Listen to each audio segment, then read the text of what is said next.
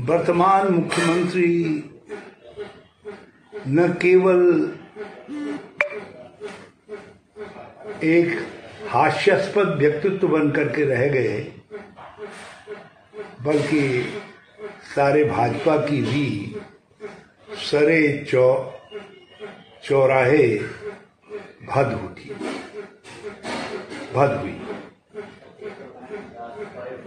मुख्यमंत्री जी ने इस्तीफा दिया अपने राष्ट्रीय अध्यक्ष को,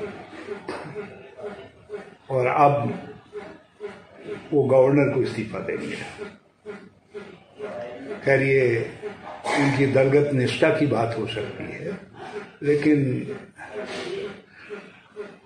एक बात स्पष्ट है, न पहले वो संवैधानिक आवश्यकता को समझ पाए और न अब संवैधानिक आवश्यकता को समझ रहे हैं। भाजपा ने इन लगभग 4.5 साल के अंदर राज्य को भयंकर बेरोजगारी दी, अर्थव्यवस्था छिन्न भिन्न कर दी, विकास के काम ठप पड़े हुए हैं, कानून व्यवस्था की स्थिति में निरंतर गिरावट आ रही है, और कोरोना संक्रमण को नियंत्रित करने में राज्य सरकार पूरी तरीके से फेल हो गई। और छोड़िए टेस्टिंग घोटाले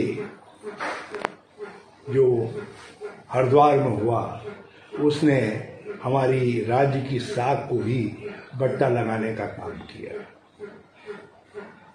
भाजपा को इन सवालों का जवाब उत्तराखंड के लोगों को देना पड़ेगा, चाहे वो किसी को मुख्यमंत्री बना ले।